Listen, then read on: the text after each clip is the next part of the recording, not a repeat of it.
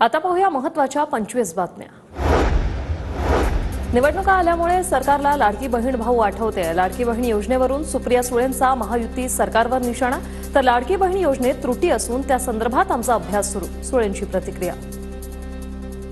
आल्यामुळे त्यांना लाडकी बहीण भाऊ सगळं आठवायला लागलंय। खूप जुमल्यांचा पाऊस हा अपेक्षितच होता, त्यामुळे मला काय आश्चर्य वाटत नाही बजेट बघून।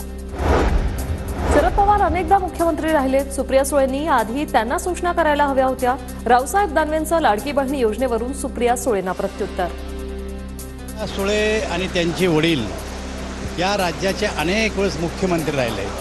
खरं म्हणजे त्यांनी ज्या अगोदर त्यांना सूचना करायला पाहिजे होती, पण त्या महिला असून महिलेच्या संदर्भात अशा प्रकारचं बोलणं मला असं वाटतं त्यांच्या योग्यतेला शोभत नाही। मुंबई सत्र न्यायालयातील न्यायाधीश राहुल रोकडेंची बदली, शिखर बँक घोटाळा, महाराष्ट्र सदन आणि कलिना मध्यवर्ती ग्रंथालय घोटाळा, भोसरी भूखंड गैरव्यवहार प्रकरणाचे खटले अंतिम टप्प्यात। आमच्याकडे सक्षम त्रिमूर्ती जागावाटपांवर योग्य निर्णय घेतील। तिन्ही पक्षांना ताकदीप्रमाणे जागा मिळतील। महायुतीच्या जागावाटपावर चंद्रकांत पाटलांची प्रतिक्रिया। एकनाथ खडसेंनी अधिवेशनात बोलावं, बाहेर बोलू नये।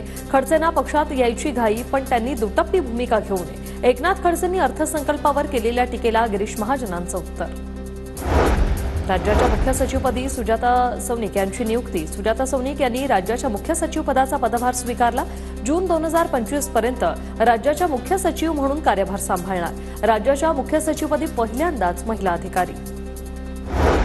खडकवासला विधानसभा मतदारसंघातून रुपाली चाकणकर इच्छुक। खडकवासल्यात मला लीड आहे। विधानसभेला आढावा घेणार। अजित पवार गटाच्या नेत्या रुपाली चाकणकर यांची प्रतिक्रिया। बीडच्या परळीतील सरपंच हत्या प्रकरणी 6 जण पोलिसांच्या ताब्यात। 6 जणांनी आरोपीला मदत केल्याची माहिती। आरोपींनी पळून जाण्यासाठी वापरलेली गाडी पोलिसांच्या ताब्यात। परळीतील सरपंचावर गोळीबार प्रकरणात शरद पवार गटाच्या बबन गीतेंवर गुन्हा दाखल। पैशांच्या वादातून गोळीबार केल्याची प्राथमिक माहिती।